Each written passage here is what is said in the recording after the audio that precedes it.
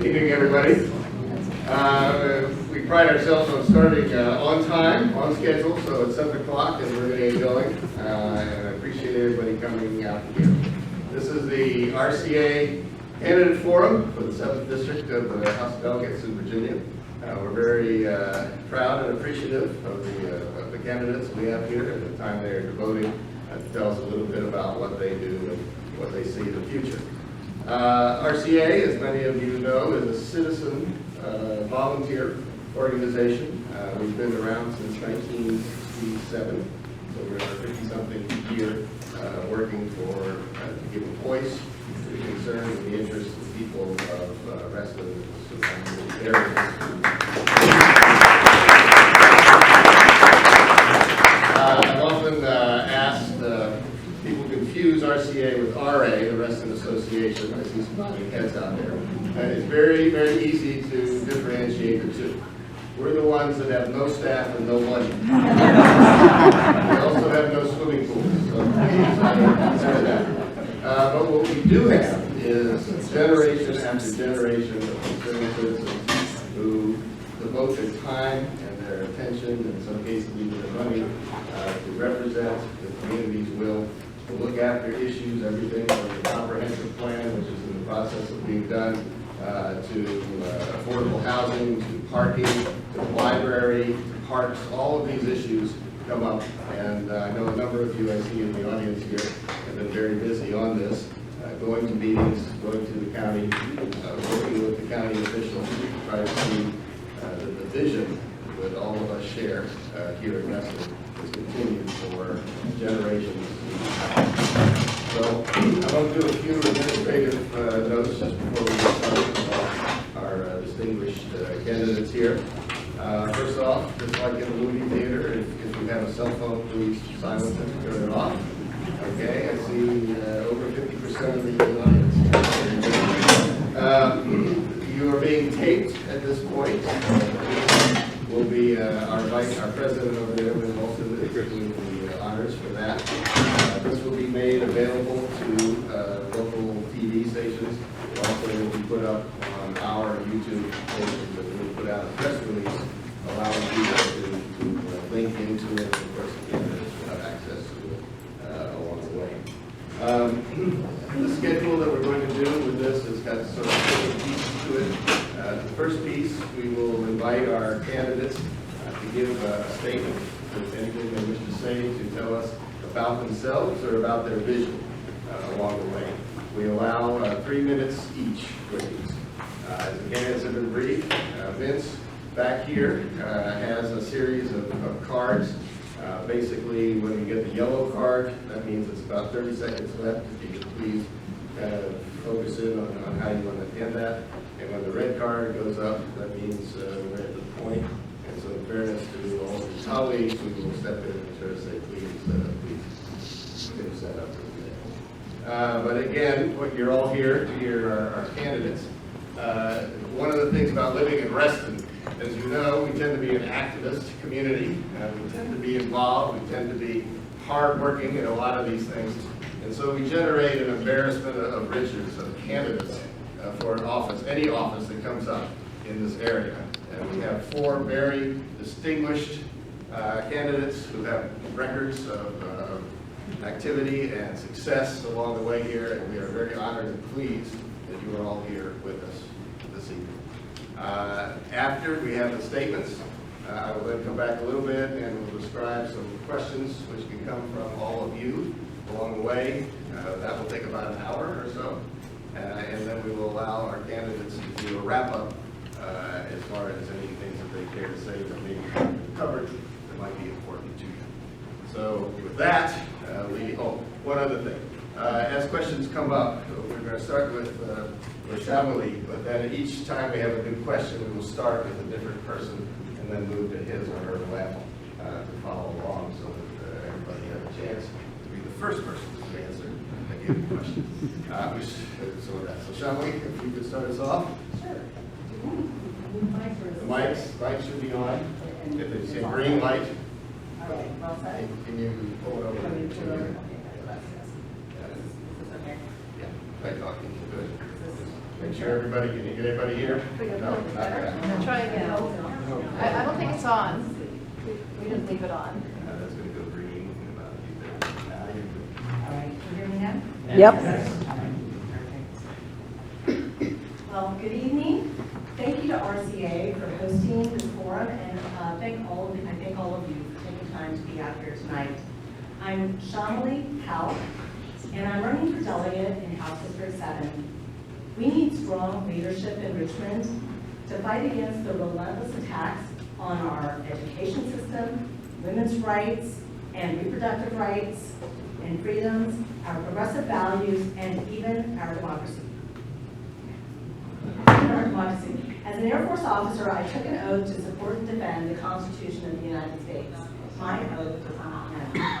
I'm an immigrant, a veteran, a community organizer, and most recently worked for Honorable District Supervisor Walter Alcorn, who is endorsing this campaign. I'm also a mom of 4, the youngest of whom is transgender non-binary. I've seen firsthand the harmful impacts of Youngkin administration policies and the far-right legislation that's been proposed on our youth. I know that providing protections is not just a nicety, it's a matter of life and death. I have and will always be a brick wall of protection for the LGBTQ+ community, which is why Robert Rigby's Little White community kept endorsing. I have experience in local government handling multimodal transportation, from walking to driving to transit, and public safety, from police to fire to first responders, and advising on housing, health and human services, as well as the environment. I've heard from many of you about the needs of our community. So what are the issues I hear most when I'm not knocking doors? First, women's rights and reproductive freedoms. Our rights have never been under more attack. I have worked across Virginia to get the Equal Rights Amendment ratified. I've testified to preserve our reproductive freedoms. Democracy, voting rights, election integrity, and our small d democracy are all under threat. Gun control. Every day we wake up to a new gun-related tragedy. Progressive veterans like me are the strongest voices for gun control. Policies like safe storage of weapons and ammunition, stronger background checks, and getting assault-style weapons off our streets. Education. Our teachers have been under attack, and confidence in our public education system is being undermined. As a former tenured faculty at a community college, I know the importance of funding our public education system and the need to fully support educators. And can we just stop banning books? On all of these issues and more, I will always listen to you, the community. Today is Autism Awareness Day. I have met with leaders in our neurodivergent and disability communities whose motto is nothing about us without us. So one of my first bills will be to get rid of the developmental disability wait list, which will help over 14,000 families in Virginia. I can't address all the issues in 3 minutes. My time looks like it's up. My door will always be open, and I look forward to your questions. Thank you. Mary? No. Okay. I'm a little bit quieter, so I'll have to be close to the mic. Hello, everyone. My name is Mary Barthelson. I grew up in Fairfax County before moving out to Haymarket, where I went to middle school and high school. My excuse for leaving the county is that I was a minor and taken against my will. As soon as I graduated, I moved right back to go to George Mason University, where I got my bachelor's and my master's in systems engineering. And as soon as I graduated, I decided to settle in Reston and get my first home because of how welcoming the community is here and how beautiful the nature is. I felt like this is a great place to build a life and build a family. I am an engineer in the space industry as well as a community volunteer. I currently work at SCIC as lead model and architect on one of their space programs. I also founded a STEM club at Forest Edge Elementary School, and I mentor several Afghan girls who are looking to go into engineering. Many of you may know me from my work with Reston as their state and local policy director. We work a lot with the 10 communities in Reston, fortunately, which are taken care of by volunteers. And through that work, I have advocated for our community's housing needs and tax-exempt and cornerstones. And doing that work hands-on in the community, I think, opened my eyes to some of the challenges that I think we're facing, and I'd like to continue doing that advocacy at the state level. So the 3 areas that I'm focused on for our community, in addition to supporting the Democratic Party's platform, are housing, of course, making sure that everyone, whether they are looking to start a family and buy their first home, or whether they're looking to age in place, can find a home here. I'd also like to bring a mobile mental health crisis unit to Reston. Right now, the one that serves us comes from Merrifield, so it can take a couple of days for them to get out to us in cases of emergency. And this was something that was recommended as part of policing reforms. And unfortunately, we have had people killed in Reston when police did not know how to respond to these mental health crises appropriately. And we've also had people go missing while waiting for their evaluations. So with the population size that we have, I think it just makes sense for us to have our own, and we can absolutely fund those programs with state money. And then the third position that I'm running on is anything related to technology. I think it's more important now than ever to have elected officials who understand technology in office so that they can properly legislate things like sustainable energy, data privacy, information integrity, and all other areas. And I guess my time is up, so thank you. Yeah, just move the mic, away from you in the middle. Yeah, wait, no, you leave it on maybe, to be fair. Theirs is always on, so. We'll leave yours on too. Good evening. My name is Karen Keys-Gamarra, and I am pleased to be here. I want to thank the Reston Citizens Association for planning this event, and I thank all of you for being here today. So I feel like there's a question floating in the air. Why should I pick one of these people? For me, I think one of the most important things has to do with experience, because a person's past experience is really indicative of what they will do in the future. So I'll take a little time to talk about who I am and what I've done. I am the daughter of a social worker and a military veteran. My husband and I married years ago, and we raised all of our children in our home where we currently live. We've been there for 21 years. They are all FCPS graduates, and one graduated from West Point and is in active military duty. Service flows through my veins. I was taught that I am indeed my brother's keeper. And so when I became an attorney, I focused on serving my community. Even when I was raising all of my boys, and one is trying to hide in the back right there, I was focused on fighting domestic violence, protecting children who may have experienced abuse and neglect, and things, and providing pro bono services because I felt it was important to be home with my kids. And then, as they grew up, I got more involved in politics. And in 2017, after a little known election in 2016, where a few people were bummed about it, I stood up to run for school board. And that was a time when I had an opportunity to stand up for our values in this community. I stood up for things like changing our child abuse policies to make sure that we now have the strongest reporting in the state of Virginia, and I helped change that policy. And then this thing happened called the pandemic. I don't know if you've heard of it, but we had to revise how we deliver education. We had to use our buses to deliver food. We had to get Wi-Fi. We had to give devices to all of our students. We had to use our schools for vaccination clinics. And we had to cooperate with the health department to make sure that not only did people get vaccinated and weren't afraid of it, but they would come back to school. And then another election happened in Virginia, perhaps you remember, and we got some new leadership in Richmond. And they began to attack us with banning books, telling us what we can learn, prohibiting and censoring how we could learn, and I stood up and got things done. As we move forward, I'll talk a little bit more about what I have done, but establishing the John Lewis Academy is one of those things to make sure that we raise citizens that actually understand civics and don't think that breaking into Congress is how you change an election.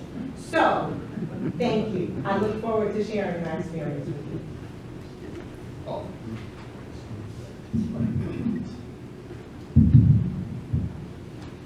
Good evening, everybody. My name is Paul Berry. Thank you to RCA for the invitation tonight. I'm very excited to be here. I'm running because I want to build a better tomorrow. My mother is a first-generation Mexican-American, and she's been a public school teacher for almost 30 years. I went to public school my entire life, grew up on my father's farm, and that's where I learned the value of hard work. Then, I went to Brown University and studied mathematics. I'm an educator, a union member, and a medical volunteer. I'm also a husband and a father. My wife and I first dated right here at Calypso's, and then we were married in front of the statue. Our son was born here. I teach in our schools. I've been involved in every aspect of fighting for our community. When the COVID pandemic hit us, I was deployed with the Medical Reserve Corps right here in Fairfax County as a Tier 1A health worker. Chairman Jeff McKay asked me to lead the decennial redistricting process. He then asked me to lead the process to remove the names of slaveholders from our magisterial districts. Like Delegate Plum, I'm an educator, and we need an educator down in Richmond more than ever to prioritize these issues in a time when Youngkin is attacking our public school system. I was on the original editing team for the history standards that Youngkin wants to rewrite. When I was doing my job, I didn't call Native Americans the first immigrants or remove Martin Luther King Jr. from our history books. Our process took 18 long months of hard work. His botched rewrite took less than 5 weeks. That's not public service. With Ken retiring, we need to fill this seat with someone who knows education issues exactly like this and will be able to stand up to Youngkin. I teach in our schools right now and understand their needs. As an educator and as a father, I know that it's not just about education and student outcomes, it's also about community well-being, like preventing gun violence. I'm a member of my teachers union because I believe that everybody should have a seat at the table. And I'm proud to have the endorsement of Governor Northam's Secretary of Education, Atif Carney, who I work with in Richmond on education recovery, expanding internet access for students, K-12 workforce development, and making our schools more inclusive. Because of my strong advocacy for marginalized communities, Governor Northam appointed me to advise on policy and budget issues in 2018. In 2020, I was elevated to a leadership position in the office of the governor. I oversaw a policy agenda that impacted nearly 1 million Virginians, and that's not a responsibility that I took lightly. The work that I did still impacts us all today. That's why 2 of Governor Northam's cabinet secretaries are endorsing my campaign. I saw firsthand the work that needs to be done to ensure that no one in Virginia is left behind. I'm even more driven to run after seeing the equity gaps in our state. When COVID was at its worst, it was my responsibility to make recommendations for action. I worked directly with the governor, with his cabinet, with Democrats in the House of Delegates to get the job done. I'm ready to get to work. I know and I've been directly involved in the legislative process. I'm looking forward to your questions tonight. Please visit my website, electberry.com, for more. Thank you. Tom was mentioned here, and as everybody knows, he's served for 44 years in the district that we all live in. I just hope our candidates realize if you meet his record, that would put you out to 2067. Which might be about the time that we get our indoor athletic facility here. Anyway, the next phase we're going to move into is questions. I'm going to take a second here because I do want to note all of the candidates have explained, I think, very well the importance of being able to understand, to reach out, and to accomplish things. And you'll be working at the state level, but there's a number of folks here at the local level, which I just want to quickly note. Sridhar Ganesan here is the president of the Federation of Civic Associates, Fairfax County, president of the, Anyway, the point is that is an organization, Recording in RCA progress. is a member of that. And what happened is many of us who have worked these issues over the years have discovered is that the issues that we thought were unique to us here in Reston actually are shared by many other people. They're shared in McLean and Sully and Occoquan and all of that. And so that when we all work together, we have a better chance of doing this. Lynn Molston is our president, who has donated hundreds, if not thousands, of hours on the comprehensive plan and other things there. That is indicative of sort of what we all need in order to carry us forward into this. I also know we have another candidate, Lisa Downing. Lisa, you here? Yes. Who is running to head up the Board of Supervisors along the way. So Lisa, thank you for coming along here. We're now going to move into the question zone here. I will ask at a point when people want to ask questions, they can come up here and use this microphone here. Now, I know this being an educated and involved audience, many people have great experiences and theories and things that we would all love to hear about, but not tonight. So I'm going to ask that everybody hold your questions to 30 seconds. And Vince, with his signs up there, will be working on it quickly to give you that in about 25 seconds. He will let you know that it's about time up. If you hit 31 seconds, I will press the button here, and you will fall into the alligator pit installed under you. So I'm going to take the prerogative. Yes. I was just going to say, if anybody has mobility issues and Yes, thank you. did I? Please, go ahead. Sorry, so I've already No. If anybody has mobility issues or is unable to go to the podium and wants to ask a question, I will bring a microphone to you. So just wave your hand or say, hey, Michelle, and I will come. Michelle is another of our board members. Thank you, Michelle, along the way. Anyway, I think the prerogative of asking the first question, and it has to do with what I just talked about. And that is that I, having been a longtime resident of Reston and Fairfax, have found that there's a disconnect, it seems to me, between the state and the county.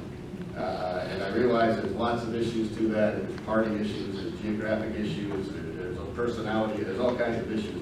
But the point is I don't see that the state and the county are working that closely together. And please inform me if I'm missing something or what we can do to try to make that better. And we'll start, as we're going to rotate, so we start with Mary this time, please. I have to move just very close again.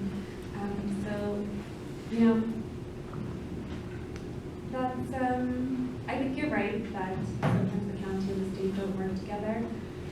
There's a lot of issues that are hyper-local issues, some which are truly state-level issues, and then there's the Dillon rule. So, sometimes the state doesn't want to give the county certain authorities. But other times, I think... We settle for money, by the way. Well, sometimes there is funding provided by the state, and then the county decides how they want to divide it up. One particular area this last time around was housing. The state provided some additional housing funding, but I would definitely love to see more collaboration between state-level officials and local ones. I think having my grassroots experience, I'm very close to the issues on the ground, and I do like to think that I have a good working relationship with everyone, so I think that's something that I could definitely make happen. Okay, Karen? Just to clarify this, how much time will you take? Up to 2 minutes, but you don't have to take the whole time if you don't want to. So I think the premise of your question is, what's the problem with communication between the state and the county? And I would say overall, there is an attitude that Fairfax County is so affluent that we don't need as much help. For example, when the LCI, which is the local composite index, is calculated, we actually get less than some of our surrounding counties. And what I would propose, because deconstructing the LCI could be a Herculean feat, but I do think one of the things that we can do is to make sure that our state our representatives understand that Fairfax County has pockets of poverty that rival rural communities. There are schools in our system that have more than 70% free and reduced lunch. And what ends up happening is we use our local monies to try to serve those, and we do that quite well. But is that fair? I don't think it is. One of the things that I have done as a school board member is to participate with the Fairfax County delegation and help to propose the legislative agenda.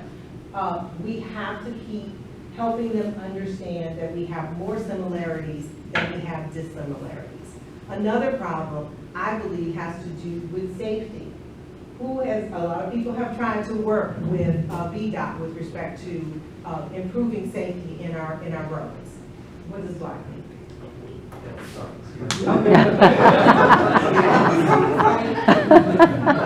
Commentary.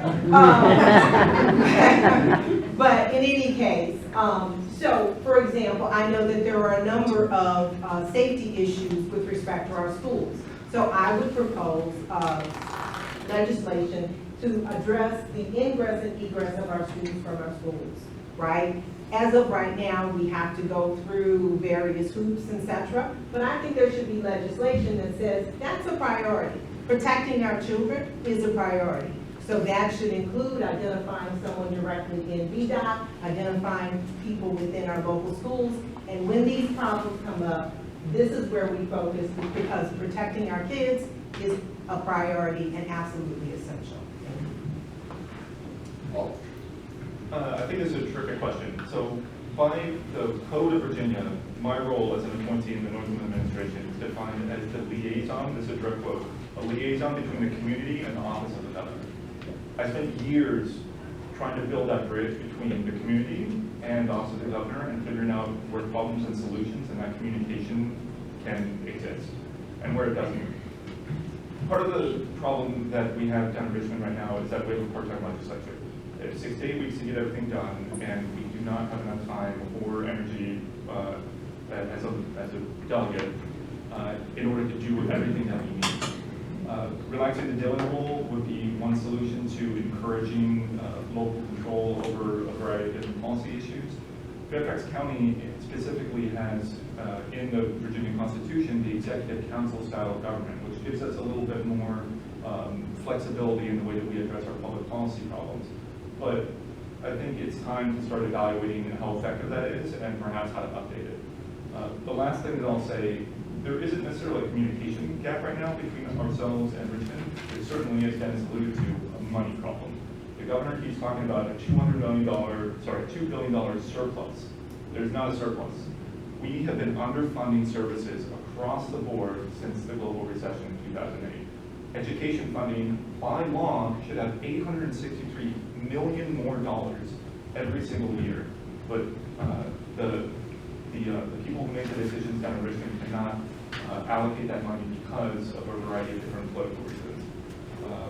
That surplus needs to go to mental health funding, it needs to go to housing solutions, it needs to go to building schools through the capital construction fund. We should pay our teachers more. This surplus money, in air quotes, is available and we can use it right now to solve problems, and I think we should start doing that starting in January 2024. So let's talk about state versus local. First of all, when I worked on the Equal Rights Amendment to get across the finish line, I was the veteran coordinator and never went to speak to any Democrats. I was always sent into Republicans. I would start out by reaching my hand out and say, "Hi, I'm Shyamali Hauth, a veteran." And they would turn around, shake my hand, and say, "Thank you for your service." And once I had that hand in my grip, I did not let go until I said, and I'm here to talk to you about the Equal Rights Amendment and why this is so important to our community. But because I did that for a couple of years, I actually established relationships with legislators from all around the Commonwealth. One of the farthest right legislators currently sitting there, Ren Williams, is one of my classmates from Sorensen. This last cycle, he introduced legislation that was going to be harmful for our youth. I texted him and said it wasn't a good idea. He said, "Of course you're going to say that," because he thought it was harming my child. And I said, "Not because of my child, it's harming your community, and this is why, because I understand the needs of this community." He did not fight for that, and it died in committee. These are the kinds of things that we can bring to the table. VDOT, working with VDOT, I'm absolutely able to do that. Just recently, McNair Upper Elementary School did not have a crosswalk directly in front of it when it was built. Kids were crossing, 1,400 children, willy-nilly, in between cars, dashing across. We got VDOT out there, we met out there, and frankly, the local VDOT leadership is very supportive of helping. Their policies are not supportive. In record time, we got a crosswalk that was ADA accessible to put in. So I've actually been doing some of this work, and I promise you, working with Supervisor Alcorn, I understand how he thinks it works, and what he's doing at the local level, and what is needed in our community. Those communication lines will be open from you to me, from him to me, and I assure you, from me to the rest of the state legislature. Okay, we just want to do a sound check. Everyone, please put the microphone, use the microphone, put it close, when it's your time. And is there anything we can do to turn up? Mine works. Just be sure everyone use it, pass it, and use it. Use your theater voice. Yeah. Okay, at this point, we're happy to entertain questions. Trina's got the first one, you're coming up, but other folks 2 or 3 at a time so we don't go too far back into the kitchen here. Indeed. Thanks for the introduction. So, Karen, you'll be first up. Okay. From the Federation, we actually submit legislative packages precisely to access this bridge between what's going on in the county as well as the state. And one of the topics is actually education, since there was so much talk about education. This year's 2022 legislative package, we submitted 4 requests, topics for consideration within education. One of them was actually the topic that you talked about, Karen, funding students that are impacted by poverty. About 31% of FCPS students are on free and reduced meal today. We're focusing on that so that they get better education, they can focus on better education, more better education. You're my predecessor and president, but you see the red. Oh, the red, okay. Governance school, full year school, technology in schools, funding for all of that from state. The package is there, I'll send it to you guys. Was there a question? No, it's a question, what will you do about it? Yeah, that's the question. Sorry, got the red flag. Okay, I want to make sure I understand your question. I heard you say funding wasn't. Funding. Yeah, it would be great if you could Increase clarify the funding. question. I heard Increase funding for, students impacted by poverty across the country, right, everywhere. In fact, throughout the state. Second is technology, right. Third, governance school expansion. Let's get one more school in Fairfax County. The fourth one was full year school. Full year school. What was the just answer one. If any of the candidates are here to address that, Karen, as a start. Well, Yeah. certainly not going to say that one. Obviously, public education is very much in the center of our thoughts. Pull that mic right to you. Thank you. Is this better? Yes. Okay. Public education is probably the most important issue I think that we are facing. We are in the middle of a cultural wars, and our schools are being used as a punting or a political football to discuss how funding money should be used. Many of you have heard, perhaps, the governor's proposals to divert some of our public funding to allow choices. I call that divesting public education, which cannot happen. It simply cannot happen. Public education is the great equalizer, and it is our only hope of changing the trajectory of a child. So we absolutely have to fund these programs. Now, some of the things that you mentioned was with respect to technology. We did use ESSER funding, which was federal funding, to try to make sure we got all laptops into every child's hand. We also had to make sure that people had access to, there were whole communities in Fairfax County that didn't have access. So the state should be involved in that. The attitude right now is that Fairfax can't afford it, like we're Daddy Warbucks or something. But at any rate, we need to make sure that we get that funding. With respect to government schools, governor's schools, currently we have one, which is TJ. That should not be. We should have specialized schools across this county. I'd love to see one in Reston, perhaps with respect to the arts, perhaps with respect to trades, because we need multiple pathways for children and young people to achieve success. And we must remove the stigma that everybody, if they don't go to Harvard, perhaps that's the definition of failure. I have worked, Okay, thank you, that's what I can say. That is right. Okay, so education and funding. As I said before, we had this $2 billion allotment of money into surplus, call it whatever you want. By the Virginia State Constitution, there should be $863 million more every single year going into our education funding. We should, for example, be paying our teachers more. The staff retention rate in Virginia is one of the lowest in the nation, so we have one of the highest turnover rates for first-year teachers, and that's for a variety of reasons, but namely, we don't pay them enough. We pay below the national average. Students should be learning in green energy efficient permanent structures and not trailers. The Virginia Department of Education has identified $25 billion in school infrastructure needs. And the school construction grants and other mechanisms that enforce that need to be enforced. This one is one of my favorite facts to tell people at the doors. Our school bus fleet in Virginia, there are roughly 1,100 buses, sorry, don't quote me on the number. Our diesel school bus fleet in the Commonwealth of Virginia is so bad that in 2018, the Trump EPA sent us money to replace some of those buses. So if you think that we should be electrifying our school buses, now is the time. Career and technical education. Teachers need to have the option to learn how to teach these, and students should have access to the programs in order to learn them.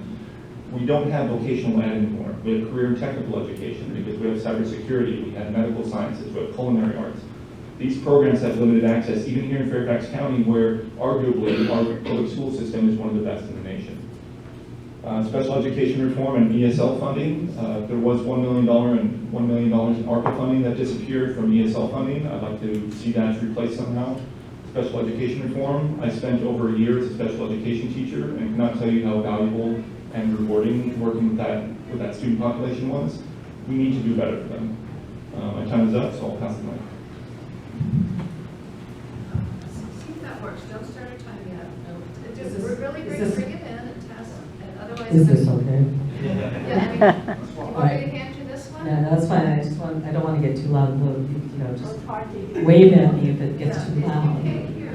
Okay. I feel like I'm giving the microphone. And there's this going You on. guys are doing so great, and I want you. All right, thanks. So, absolutely support education efforts, so thank you very much for taking the time to create a package and bring it to the General Assembly members. I think that's really important to have that communication from localities up the chain as to what's needed. In terms of what we can do in our education, frankly, from living around the country, taking my children from schools that we moved around, I have seen some really bad school systems and some amazing ones, and we have the amazing one, all right? So we have a really good school system. Could we do more? Could we do better? Absolutely. There are things that we can do, and some of the things that you talked about in terms of free and reduced price meals and in terms of taking a look at equity issues, the biggest gap is when children come into school. So universal pre-K would be one of the things that I would like to get across the finish line. Because when we do that, we raise up everybody to a standard of level, plus we are providing, instead of having to pay $2,000 a month for childcare, we have a pre-K system, which is allowing families to then use that wealth for what they need to be able to provide for families. So we're helping in two ways. So that universal pre-K can set students up for success, move them forward, make a more equitable playfield as everyone is moving up the change. And absolutely, at the other end of it, you talked about high schools, we have to have multiple paths. I told you I taught at a community college. It was a vocational and technical training college. I came from the trades. I worked in civil engineering as an engineering tech. I know how much the trades can do for people and how certifications in fields can help students pay their way through college and also set them up on a career path if that's what they choose to do. So they can have multiple paths to success. So let's take a look at both of those. And absolutely would support having another governor school in our area. I think our community is right for that. Okay, we'll do the sound check. Can you hear me? No? Okay. I think our mic is a little bit quieter. Just really Thank you for your question. This is okay. I'll try not to put my lips right on it, but So I went to Battlefield High School, which is a STEM specialty high school, and we had an internationally awarded robotics team that I was on. And I consider myself so lucky to have gotten that opportunity, and it's something that I would like to see offered to more students, whether they're interested in STEM or something else, because it's not just people with one skill set that make a country work. And so this is an official part of my platform because I've gone through those programs and because the topic has come up so much and been part of our culture wars. I would like to see more partnerships between companies, universities, and schools. There are tax incentives available for companies to invest in specialty programs, and they do, as well as public funding, of course. And in addition to creating more of these programs at school, I think that an equalizer could be offering more of them online, as long as students have access to laptops and broadband, which there have been some efforts to improve access to. Then students can have access to these programs at younger levels. One of the Afghan girls that I mentored, she was studying AI at a university while she was awaiting placement in a military base. So all she needed was a laptop and a password to the internet, which her brother got for her after I bribed him with my Netflix password. So there's so many opportunities now for students to have access to these things because of the internet, and I think that can really help in cases where there's a student who's gifted but may not be geographically close to one of these specialty schools. Okay, next question, please. Yeah, hi, I'm Alex Manganiaris. I'd like to ask a question about a number you touched upon. Allocation. What?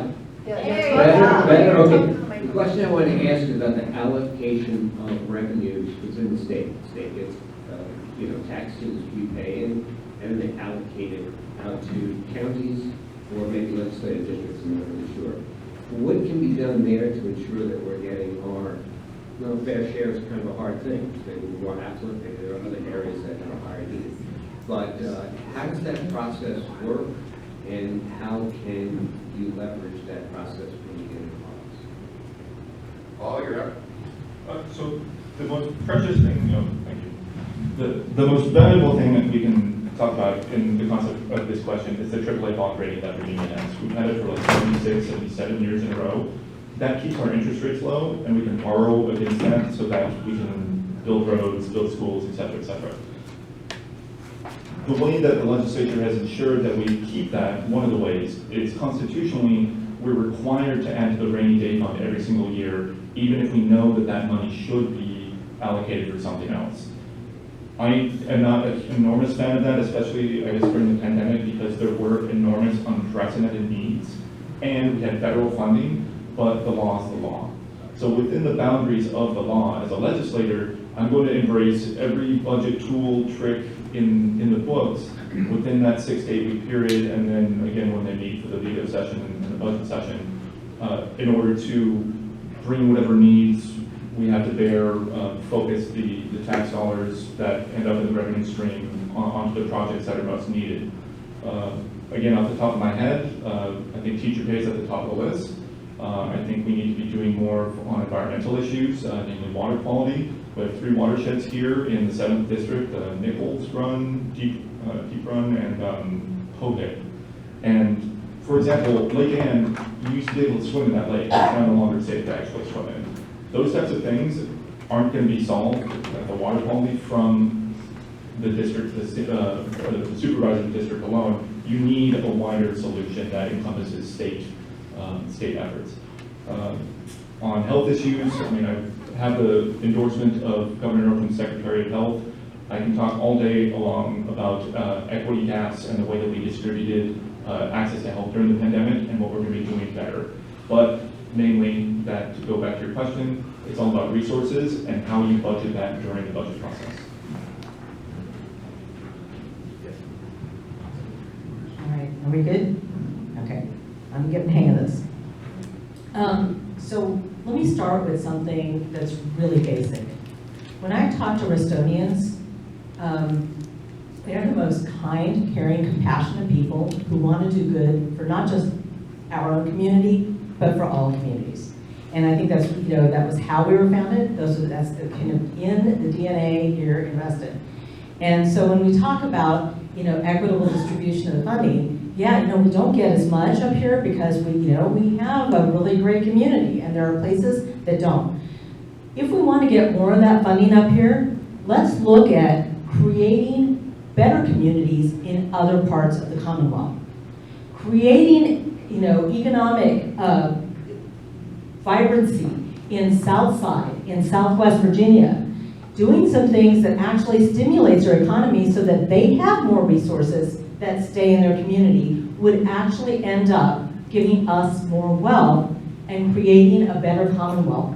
When we lift up all communities around Virginia, this is something that we can do. This is, it really is one of those factors that I think we need to look at. Absolutely, we need to communicate with those other legislators about the fact that, Fairfax County looks really wealthy because we have a couple of very, very, very, very wealthy people here who skew the numbers, okay? And so we need to educate them on the fact that that average is not really what most people in the county make. So let's do that education piece, but let's lift up the rest of Virginia too, so that we can have a really vibrant Virginia. More money does stay up here, and we do the things that we need to do. Okay, can you hear me now? So that's a very good question. I think something like 75 cents on every dollar goes out of Northern Virginia that we pay in. And we are a very high income area, but that doesn't mean that we don't have needs. Being that we have so many high income industries here, that does skew the estimated income upward, but we do still have many essential workers here who are not high income and who cannot afford to live here. We have a large aging population who are on fixed income, who can't afford to retire here. And we're seeing some of them end up homeless at the tents. We do have rising homelessness among the elderly in Fairfax County, so that's one of the first things that I'd like to address. We did go before the Board of Supervisors to ask for funding for that, and they did increase the projected housing development for people who are below the 60% AMI level, but not for those who are below the 30%. So that's definitely something that I would like to work on. And one thing that we do need to take into consideration as well as far as the work dynamic goes and how we're going to do that is that we didn't just lose Ken Plum this year, we also lost Janet Howell, who was a huge part of budgeting. And I think she really was involved in for us on that regard. So next year is going to be different than the prior years, and we're going to have to set up some new working dynamics, work with the new party leadership, and all the new faces who are coming into office to make sure that they understand that just because Northern Virginia and Fairfax County are high income, that doesn't mean that we don't have needs that are not being met. And with my experiences, that's definitely something that I think I can work on for sure. So I think the question had to do, how do we get more money from the state, essentially. And I think we do that by electing people who think we need more money from the state. We need to elect Democrats. We need to get the House back. We need to make sure, and you guys are all a great example of being involved, to make sure that our message can be carried not just by one person, but by many. I think that as we do that, we can also help our partners in other parts of the states to understand that we can all benefit by making sure Fairfax County gets their fair share.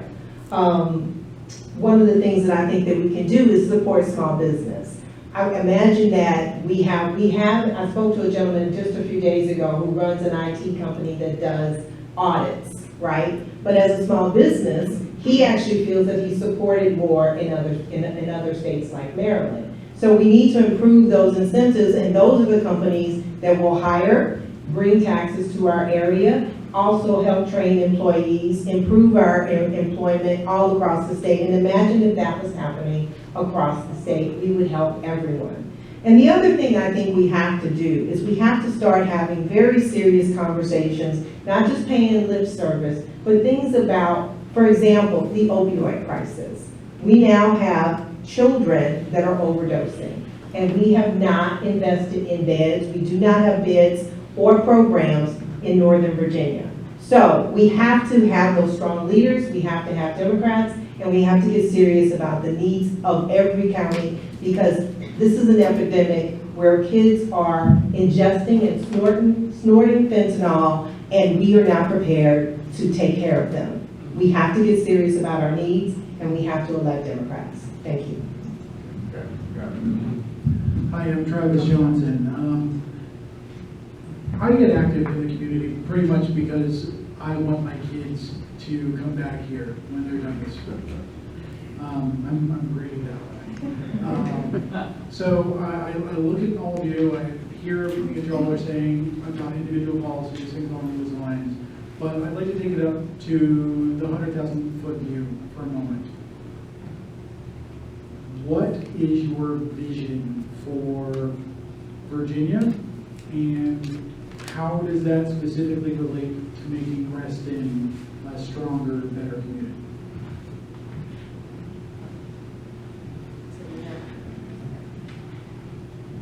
Thank you for that question. I too want my kids and my grandkids to come and live here, which is why I'm running for office. So, this is very important to me. I mentioned that my youngest is trans, non-binary. Right now, Virginia is not a safe place to be. They're currently looking at You want to go out somewhere after this? And we are not one of the states that they are looking at. So what do I want for Reston? I want a safe community, a welcoming community, one that embraces everyone, people like me, immigrants, people like my children who have a different sexuality.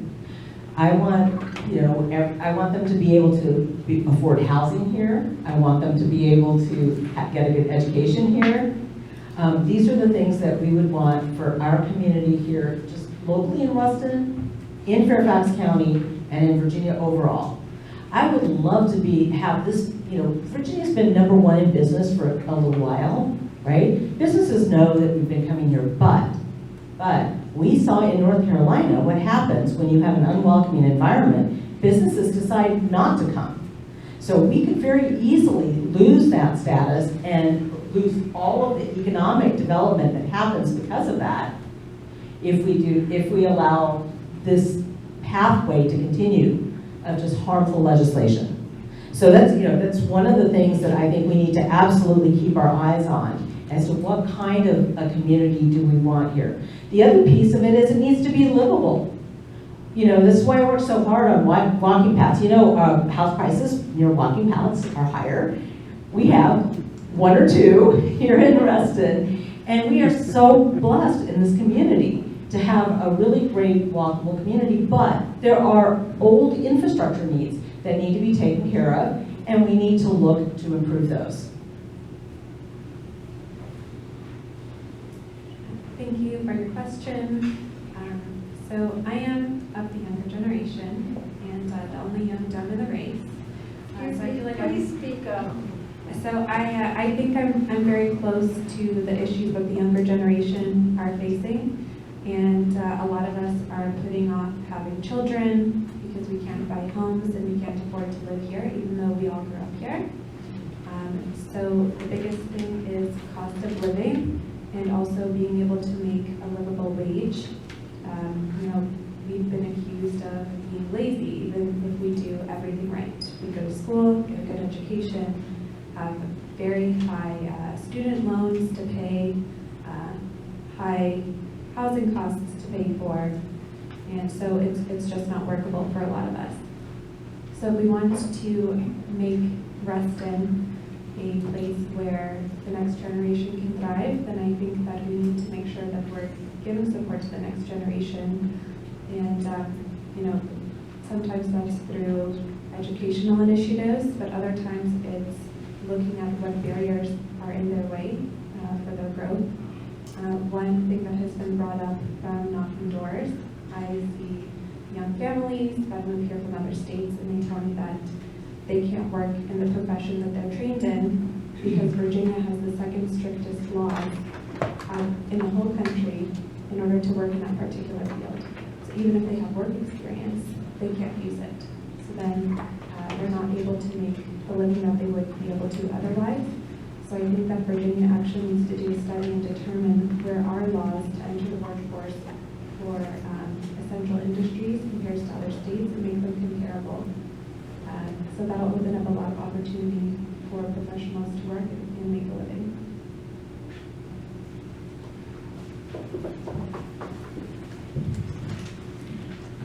My vision for not just Virginia, but for our community is for my kids to be able to feel safe, for every child and family not have to worry about their kids going to school and worried about whether there's bullying or whether there could be a gun incident.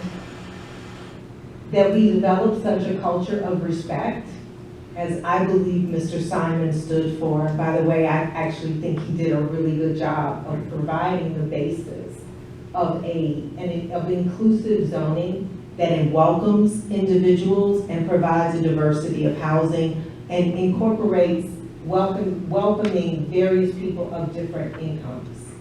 But we have to work on that in other areas, and we have to also work to improve that so that our kids can buy a house, right? And when we talk about affordable housing, for me that means that we not only can my kids buy a house, but that we can age in place, that our policies allow us to stay in our homes, that we can get the care that we need, and we change the policies to support that. I would love to see multi-generational communities where we are taking care of one another, just as we can have co-location of libraries and schools, etc., and we support one another.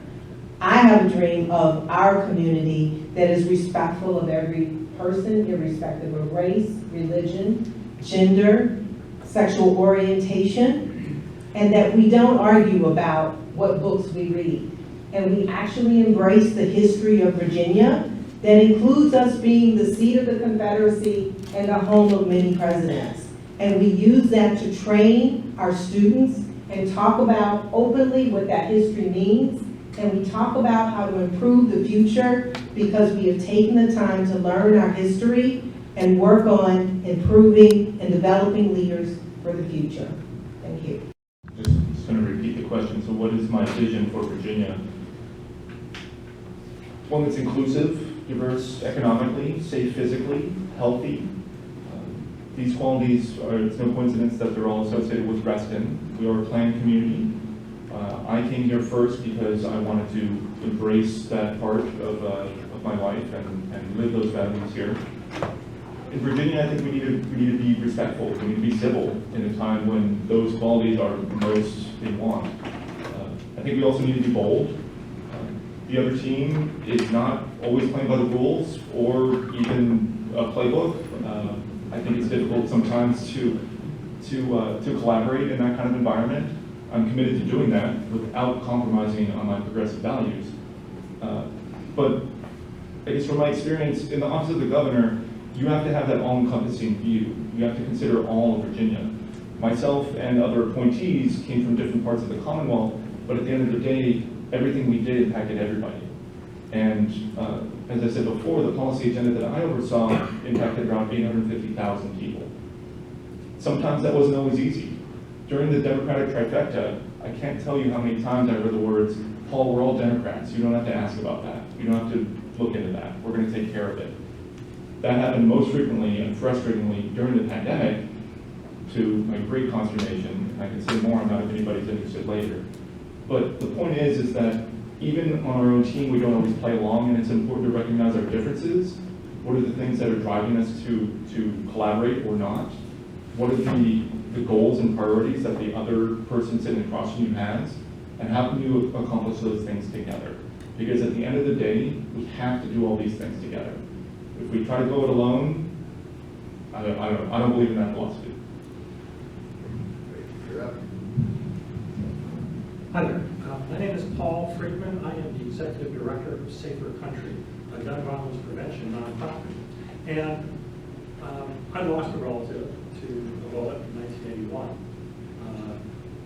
Today, we are living in a country where guns are the leading cause of death. for children and teens. And one of the things I've done with my organization is work with Fairfax County, work with the Board of Supervisors to create a campaign, the Prevent a Gun Tragedy Speak Up campaign. That message is on signs throughout the bus system here, the connector bus system. And it's about the red flag law. It's about using that law and getting people aware of the web page on the government website for that. When we did that in the last couple of years, we didn't have federal funds or state funds to work with. But now federal funds do exist. The Safer Communities Act was passed. The question is, the governor of our state refuses to take the federal funds. It's $5 million this year and $5 million going on. $750 million can be put out every to the states for 5 years. The only other governor, well, one of the other governors rejecting these funds is from Florida. So I'd like to know, will you be a champion for the Fairfax County campaign? Will you be a champion to go after the governor on this issue? And what is your motivation about gun violence prevention? Thank you very much. Thank you for sharing your knowledge and your question. So I definitely support the red flag laws. I think they're very important for stopping violent shootings and also suicides. So to start, my focus for gun violence prevention is going to be on protecting victims of domestic violence, children, and also preventing suicides. So right now there are laws which prevent domestic abusers from owning a gun, but there's no mechanism in place to make sure that those guns are taken away. We almost got it passed this year when policy was introduced to resolve that, but we didn't quite get it passed. We opened up the conversation, but I think next year could be the year that we get it passed, and we can protect a lot of women that way. Homicide is currently the leading cause of death of women in the workplace, and that's something that we can prevent. In addition, I'd like to support more safe storage laws to protect children from guns that are not stored properly, and also increase grading periods, and investing more in mental health services to prevent gun deaths by suicide. And I also support an assault weapons ban, although I will defer to the party on that, on whether or not they think it's strategic to introduce that, or if it could hurt our chances of winning back the majority in the General Assembly.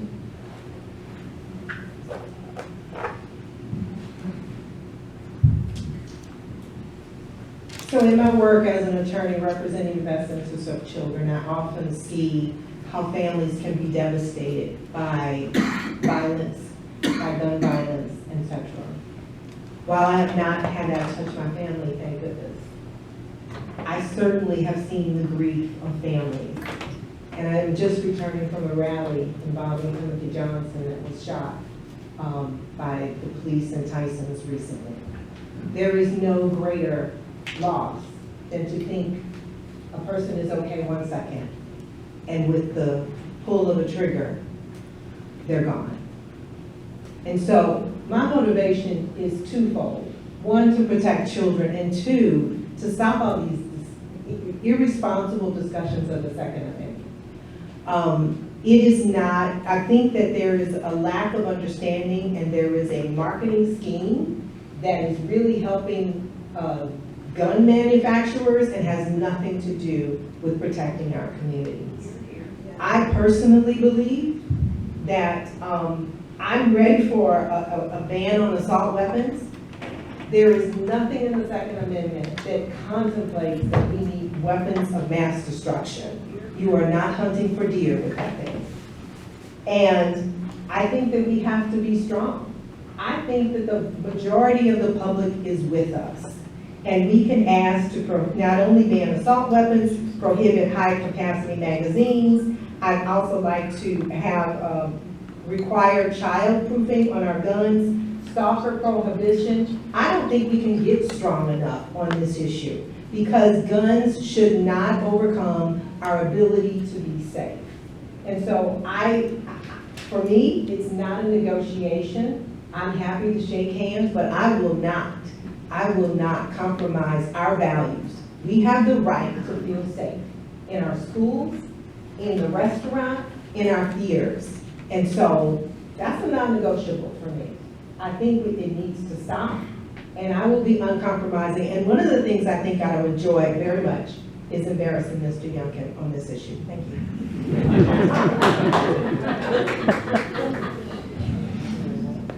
So, yes, 100%. Any and all measures, no matter what groups come before me, I'm happy to be a gun sense champion. I grew up on a farm. I grew up around guns. Wasn't an unusual thing for myself and other children to go with our fathers on the weekends and go be around what we would now call gun culture. I've had one kind of gun training. I've been trained to use an M16A2 service rifle by the United States Marine Corps in Quantico, Virginia. No one in Richmond is ever going to tell me that these weapons of war belong on the streets. Absolutely no one.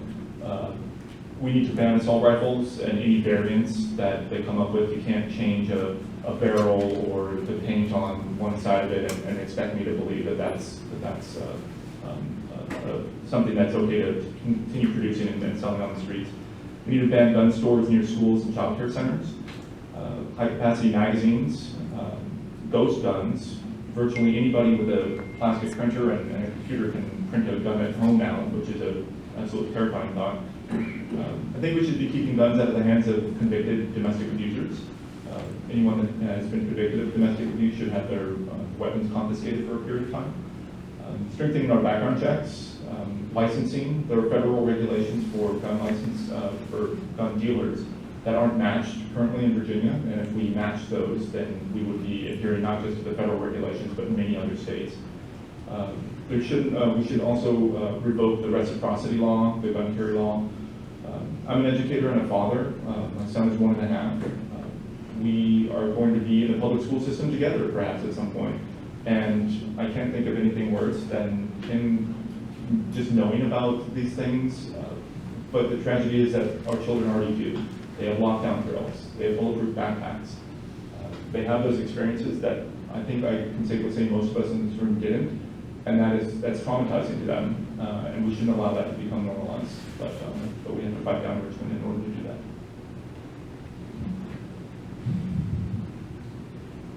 Thank you so much for that question, and let me answer the question first. The governor refuses to take federal funds. You bet I will push him to get those federal funds. First of all, that's to answer your question.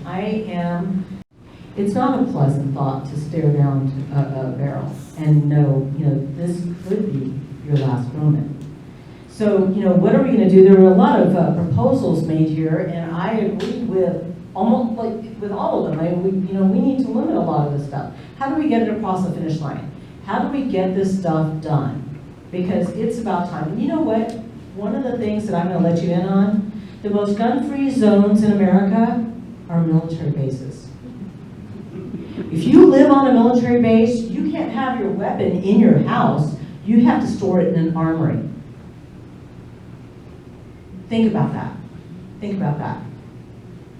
These are bases where everyone has training. They know what to do with their weapons. They get recertified. We know what to do with it, and we know these things should be locked in an armory until you have a need for them. There's no reason why we can't pass some of this legislation, but these are the conversations I can have. I'm glad to go down to the firing range with some Republican who says he needs something with a 30 magazine clip and teach him how to shoot straight so he can shoot with his rifle and get his coyote with one, okay? Let's just take on this and let's get this done. 1 second, if I can jump in. As you notice, we were punctual in starting and we're going to be punctual in finishing also. So in order to get all of our candidates, and I see Eileen is going to be our last questioner here, and I can't cut her because I would never hear the end of it.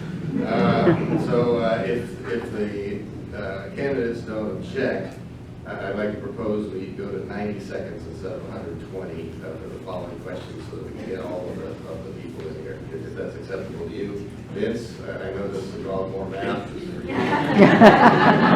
get the warning in 30 seconds. Warning in 30 seconds regardless. Apologizing before, I'm not trying to throw down here.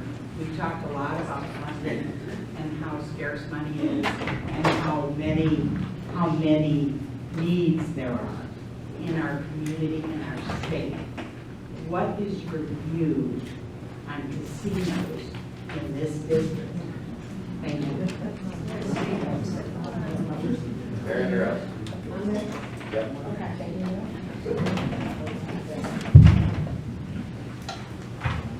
So, I'm a former planning commissioner. She knows what I'm talking about. Okay. I'm a former planning commissioner, and I understand that the balance that the legislature anticipated is really included in that comprehensive plan document. And one of the things that I think is absolutely essential is that people at the state level do not possess the level of information they need to make determinations with respect to what is placed in a particular locale. So if elected, I would go to, and I'm going to answer your question, and she keeps moving, there you are. Okay. My basic premise is to make sure that we are respecting the local voice. That is essential. That is how we incorporate due process into the process of figuring out what land use decisions are. Those are local decisions as far as I'm concerned, unless we're dealing with some discrimination of that sort. So with respect to, I understand that there was some discussion by a legislator who tried to figure out how to make it so the state would set something like that up. I think that's inappropriate. And I'm not looking forward to a casino in my neighborhood. Absolutely not, under any circumstances, never in a million years. Casinos are wealth extractive enterprises. They don't benefit communities as much as they're sold. Beyond that, I'm a mathematician. I'm mathematically averse to casinos because they don't work. They sell fake dreams. Morally, I'm also averse to casinos and gambling. I was with the labor groups that I've worked with in the past. I was in Las Vegas actually in 2016 when I was helping elect Hillary Clinton. And sure, Vegas is nice. Go there, have a hotel stay, etc. It's for some people. I'm not going to try to take away things that people enjoy, but I don't believe that they belong here in our community. If it were up to me as a legislator in Richmond, I would vote against any bill that allowed them to be brought into Virginia, the entire Commonwealth. I just don't believe in it. I don't think they're good for communities, and economically, they're not winners.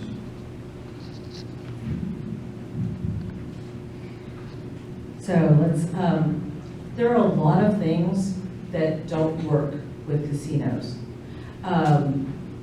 We are right here, close to the border of Maryland and DC. In my job, working for Supervisor Alcorn, one of the things that we looked at, because I had public safety under me, is human trafficking. This is a human trafficking corridor. Casinos are notorious for human trafficking. So when you think about, economic success or bringing money into a community, you need to look at all of the things that come with that and what those repercussions are. I am not willing to bring something like that into our community, which can be detrimental to people and humans in our area. So for me, it's an absolute no. I think that we have a lot of other ways that we can bring wealth into the community. On most issues, I think that it should be up to a local community as far as what they would like to see in their local area. There are some instances where, as a state legislator, I might speak up if I significantly disagreed with what the Board of Supervisors is doing. I have taken a stance on not developing on the golf courses, for example, and protecting our green open spaces. As far as casinos, I've never been to a casino.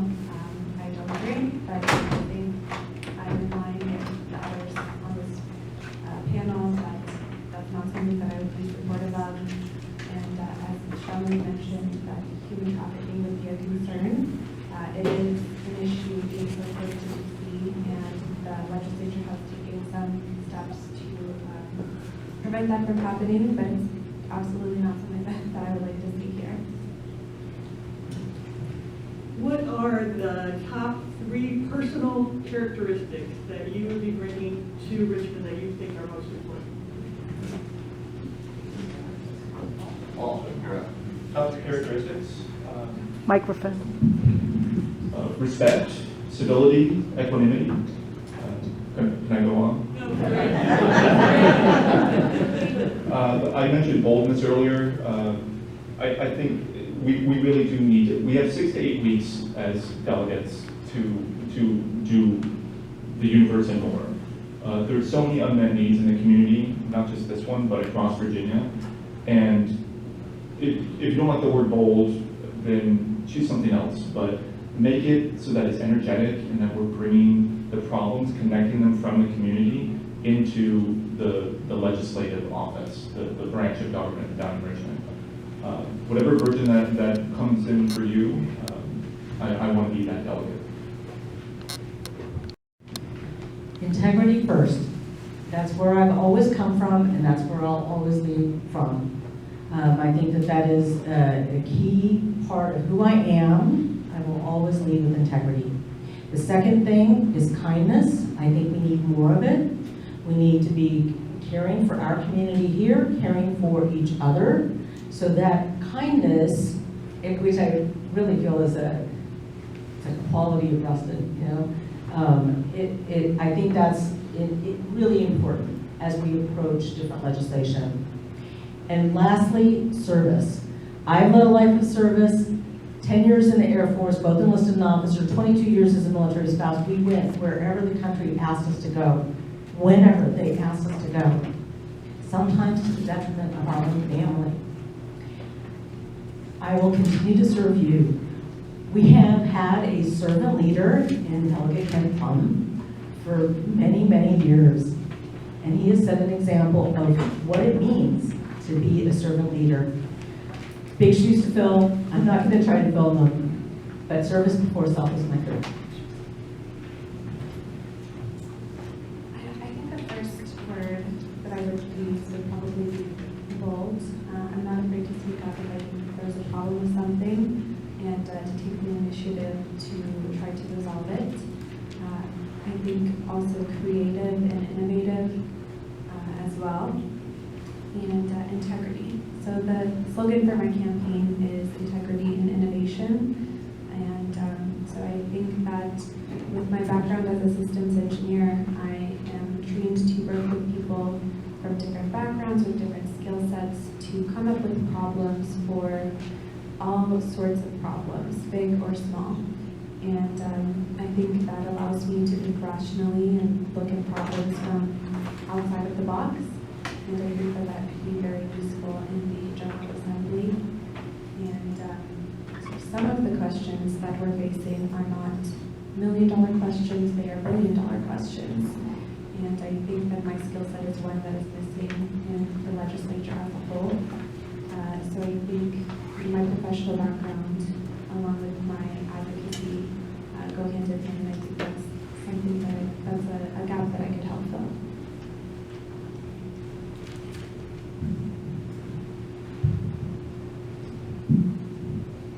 I'm going to start with honest.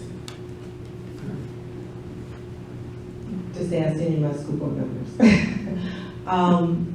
There are things that need to be said that people don't want to talk about, but they still need to be said. And I think leadership means being honest about where we are so we can get where we need to be.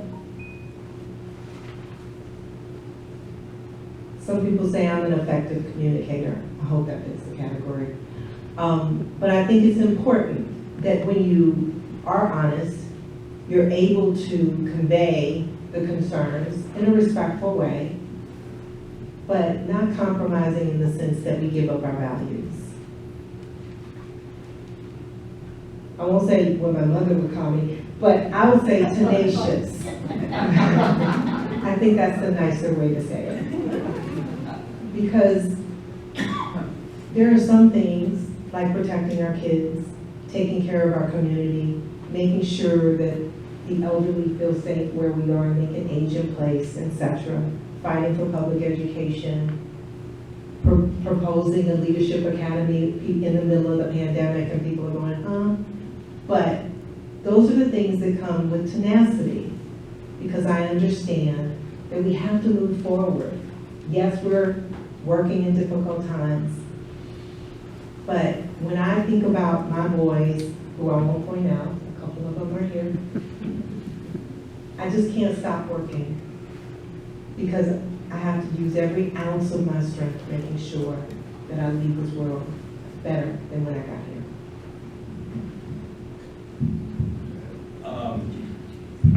One word we talked about a lot of important things tonight, and one word that I did not hear was environment. I'm 75. I have grandchildren. I hope my grandchildren will have grandchildren. And in the year 2150, those grandchildren and grandchildren will be about my age. It's not that far off.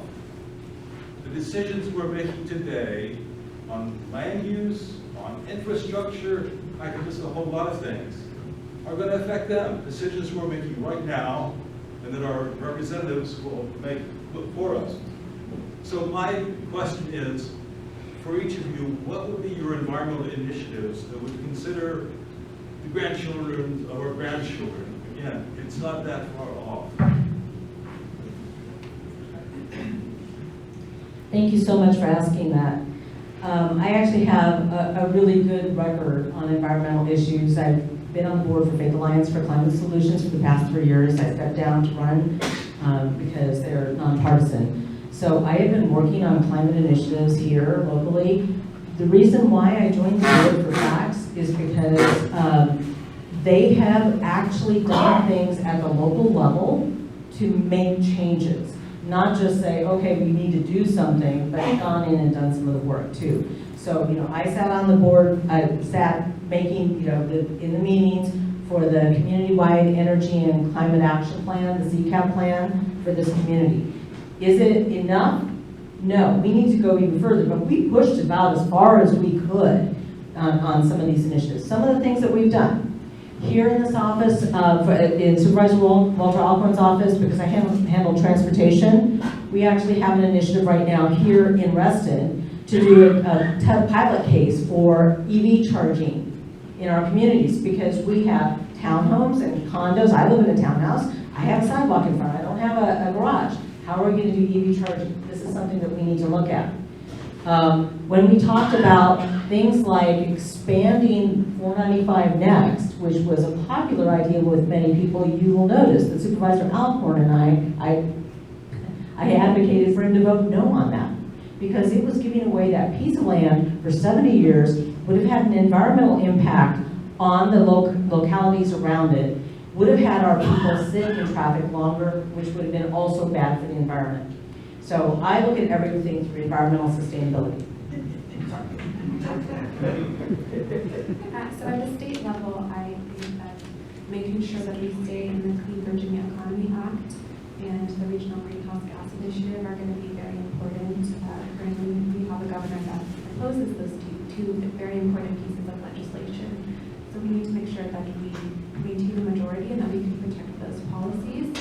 And as I mentioned, there are some billion-dollar questions that have gone through with the General Assembly on things like nuclear energy. So there were plans to bring through 3 nuclear energy sites to Virginia that were going to be paid for by taxpayers, for all of the profit going to private companies.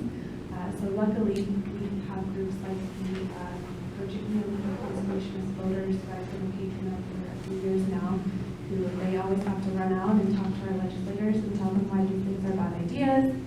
And I think it's a lot of work for them to have to always be there and hand-hold our legislators through those questions. I've seen legislators get confused between simple things like electric car standards and car emission standards. So that really is one of the issues that inspired me to run, because I do have the professional experience in that. How we think about building community, and everything we think about should look at what we basically need. I have children that have asthma. I happen to think breathing is essential. We need clean water. We need clean air. And so I would be a legislator who would be focused on that, changing the way we think. In years past, if we looked at how urban development occurred, the city of Los Angeles was built so that we could have highways so people would buy more cars. Now we need to think about how do we make sure people can breathe and have clean water. and make sure, as the One Fairfax policy has told us, that we are considering how we are impacting each community. As a school board member, I've dealt with this issue more as, in our school system. And some of the things that we have done is we've used our public buildings to put solar panels on them. We are focused on renewable energy. We made a commitment to be carbon neutral by 2030. We are slowly adding electric buses. I am going to be proposing a composting program for our schools. Imagine not throwing out all the stuff that kids don't want. I don't want to think about what that looks like. But there's a lot that we can do to change how we think about this. And we can do it small steps. And we can set standards, even encouraging, oh, I need to stop talking, that's red. Thank you. Okay, at the risk of being too policy focused and wonky, if you go to my website right now, electberry.com, you'll see not one, but two climate focused papers that I published 2 months ago. The solutions are clear. We know what they are. It's about finding the money and the time to implement them. As far as what we can start to think about right here at Reston and Fairfax County Public Schools is a green focused education. 65% of Fairfax County Public School students are currently learning for a job that doesn't exist yet. Think about that. The education they have right now is being geared towards an employment that we haven't even created. And we should be implementing as many green-focused, climate-friendly, protect your neighbor as you would yourself concepts as possible. Because with that mentality, we're citizens. So how they get to school, I talked about electrifying the bus fleet earlier.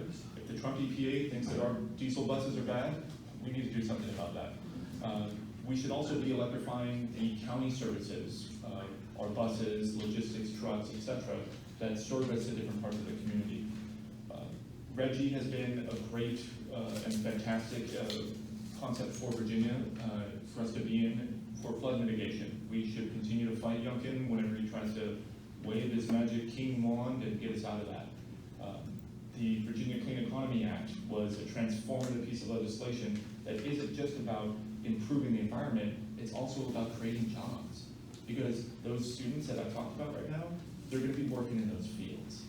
So I think there's a way to marry these two concepts, an economy of the future with an education of the future, and we can start doing that right here, right now. Am I loud enough? I know Candace wants me to ask about libraries, but I'm going to ask about something else because I can't believe no one else did. If elected, at least half of your constituents will have a uterus. Can you tell me, and everyone in this room, in terms we can understand, one practical, not theoretical, action that a Virginia delegate can take to ensure that abortion remains legal, safe, and accessible in the Commonwealth, and will you take it? Who's up there? I think Mary, you're up. Great. This is a good question to me first for. So I think that Virginia has made a lot of really great progress in the last few years when Democrats had a majority. We were able to remove a lot of the restrictions which prevented people with uteruses from getting the care that they needed. And having the slim majority in the Senate has been able to protect all of us from that legislation from being overturned.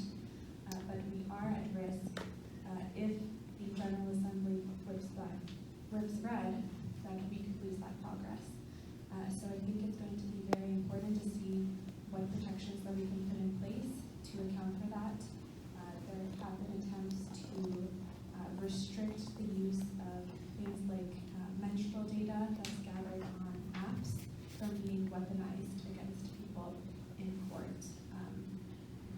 There is a potential risk that we can end up with Texas where they offer 10. So we would want to make sure that everyone is protected and that their personal and private health information is safeguarded in the worst case scenario that happens. But as long as we are able to keep our slim majority, then I think that we can fend off those policies. So we're going to need elected officials who can work really hard, not just locally, but also in other parts of the state where we have those swing districts to make sure that we're getting Democrats elected.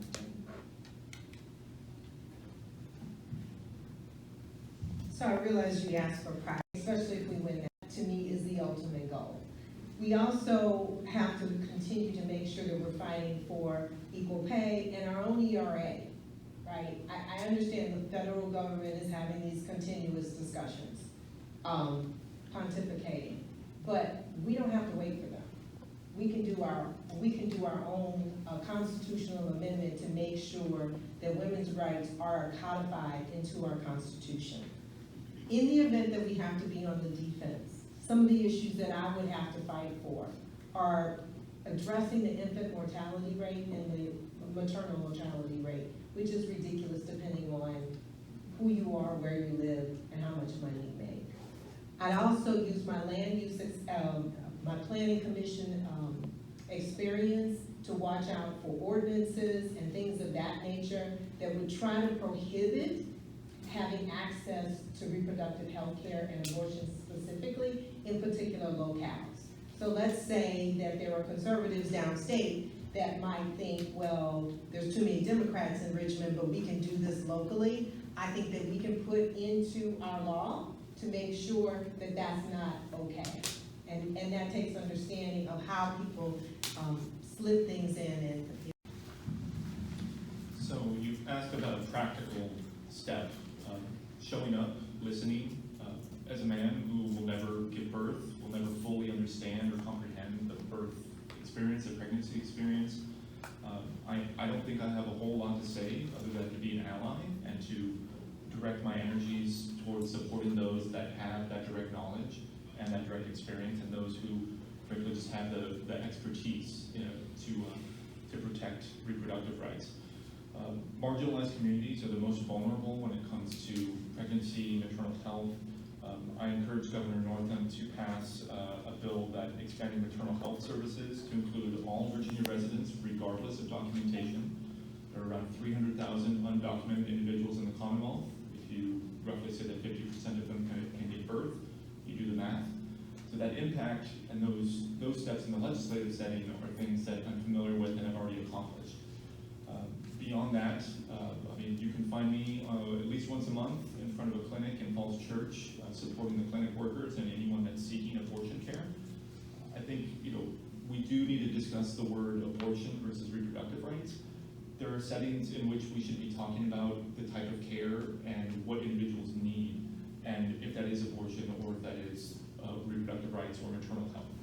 Those nuances are really important, and again, as someone who doesn't have the capacity to ever give birth, it's my job to practically be respectful and supportive of those that are undertaking these battles most aggressively.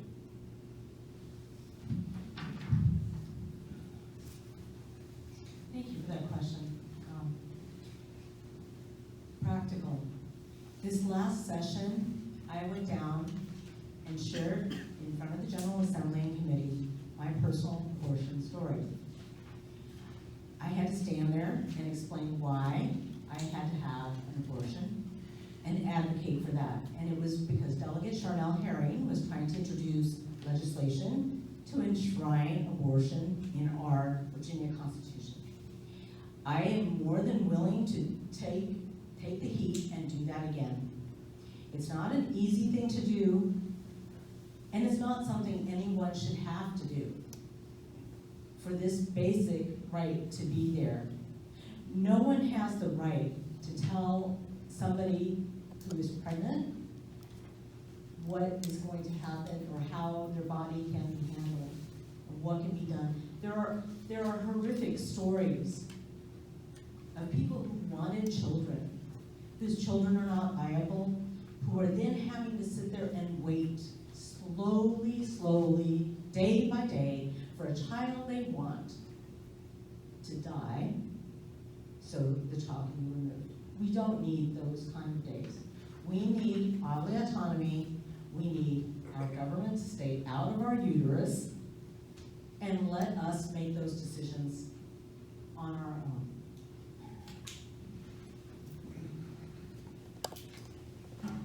This time we'll move into the third phase here, which is going to be give our candidates a chance to wrap up and to address any issues that maybe they feel should be discussed but haven't come up, and any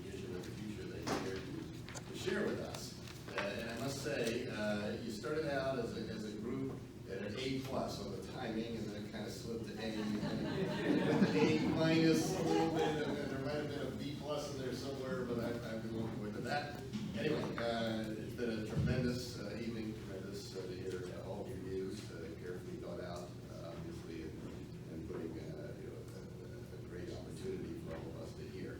So at this point, we again will have up to 3 minutes, and Karen, I think we start with you.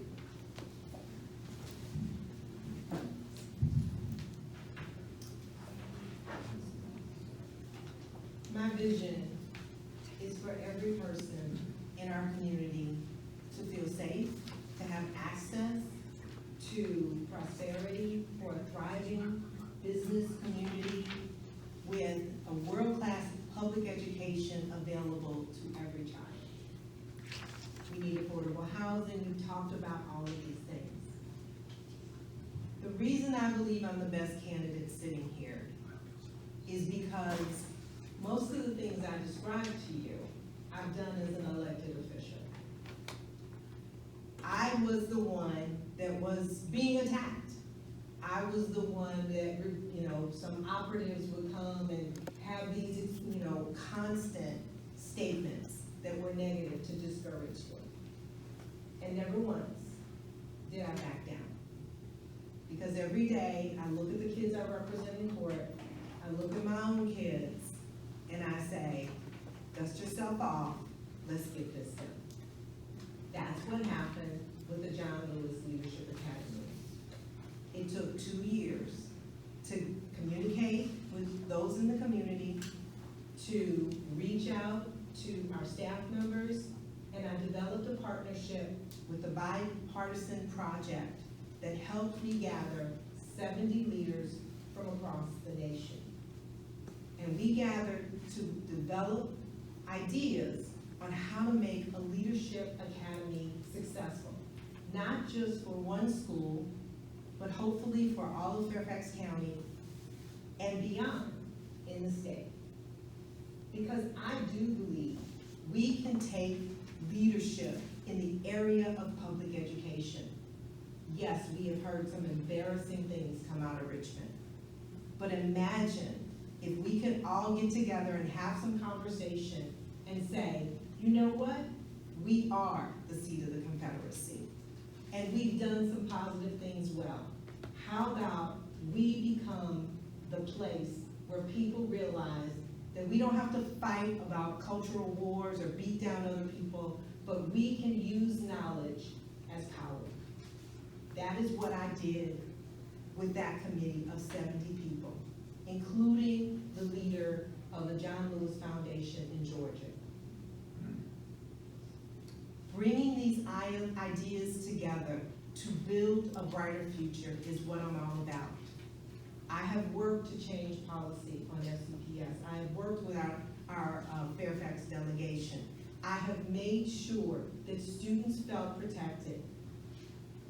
And I've made sure that they understood you can learn from your mistakes and still bring improvements.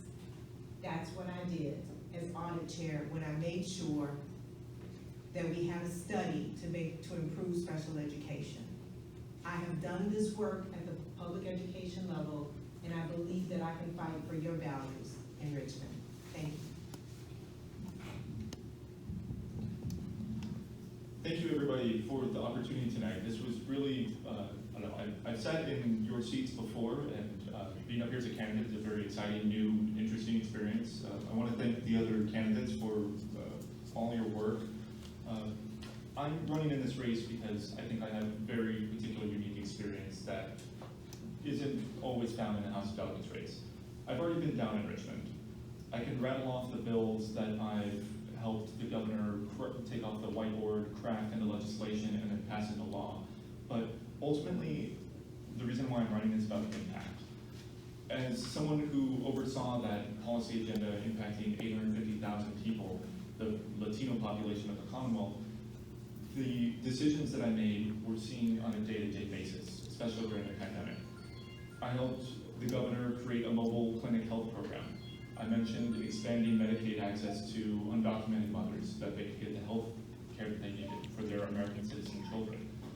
Ensuring that nobody would be asked their immigration status if they went for COVID testing or treatment. These are real things that impacted real people, and I'm blessed that I got to be a part of that. I want to take this experience on day one and go down to Richmond as your next delegate and continue working just as hard. We need somebody who's going to be able to fill these impossibly big shoes that Ken is leaving. And if we want to slow things down in a 6 to 8 week legislature, that's a pipe dream. Youngkin is going to throw everything he has at us as a Democratic caucus, and we need somebody in this seat replacing Ken that is going to be able to know how Richmond works, know how the legislative caucus works, knows what the governor is thinking and what his strategies might be, and I've lived in that ecosystem for years. So if you go to my website, electberry.com, you can see all my policy papers, my positions on this or that, but I hope I see you at the doors. I'm going to be knocking doors every single day until this race is over, or just get in touch. My phone number is on my website, because I believe in that direct communication between someone who aspires to be a servant leader and the community they serve. So again, thank you so much for this opportunity. I really enjoyed tonight. I'm going to be around for questions afterwards, and thank you.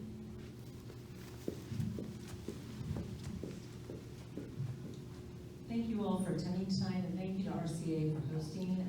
It's very well done. Thank you, Dennis. I am here to represent you. I know how important it is to listen to what your needs are and work on ways that we can improve lives in our community. Making decisions that affect your lives. I have been working on issues at the local level for the past few years. I've also been working on things at the state level. My leadership style is inclusive and accessible. I pay close attention to details, and I enjoy working collaboratively to solve problems. So let me say this, you've heard from all of us tonight. We're all good Democrats. We're all good people. What distinguishes me and makes me a little bit different? I've been working in local government, doing the work, taking the constituent calls, driving every single road in our community to see if it really needed paving or not, working with VDOT, doing those nuts and bolts things. But yes, I'm also a veteran and have lived all around the world, all around our nation, and have ideas and innovative ways of doing things that could work well for us. I also have an eye to national security. I bring all of those and my lived experience as an immigrant, as a mother, as a grandmother to an autistic child. These are experiences that I bring to the position, which inform how we make the policies that best help our community. Having led a life of service for over 30 years, I will continue to lead with integrity, kindness, and service before self. It would be my honor to be your next delegate. And again, I thank Reston Citizens Association for hosting us. Thank you for being engaged all the way through to this late hour. Please go to my website, health4va.com, to find out more. You can click on the QR codes that are at the back of the room if that's something you would like to do to find out. Go straight to my website and perhaps donate. Most of all, I ask for you to take a look at the issues and who brings what to the table to represent you and our community that we are looking at. I ask for your support and your vote. I'm Shyamali Hauth, Delegate for House District 7.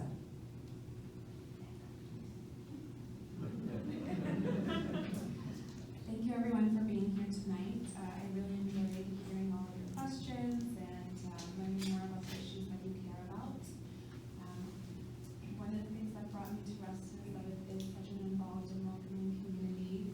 As someone with a multicultural family who grew up here in this county, it meant a lot for me to be able to get my first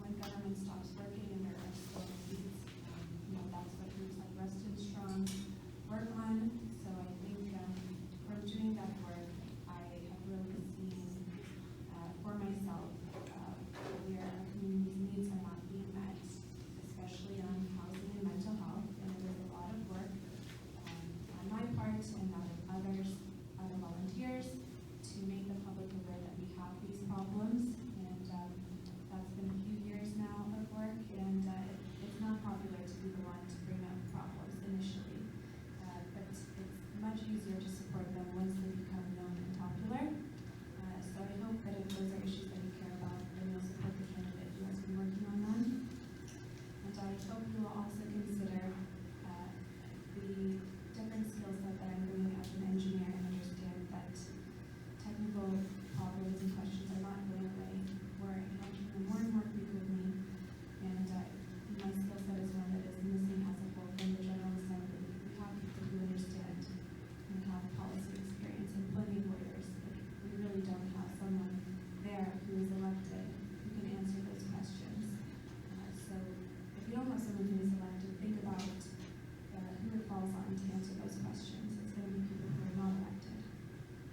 So I would love to hear more from all of you. You can go to my website, www.marybarthelson.com, or you can reach out over email, maryforva@gmail.com, and that's the number for it. And I would love to hear from all of you, and I'm sure I will see you at some point later in the race, because I know everyone here is very active. Well, listen, I'm sure all of you are aware that this is only the one stop in what's been a busy day for all of the candidates here. And I think there's one thing that maybe we can all agree on, and that is whatever happens, we will be well represented in Richmond here.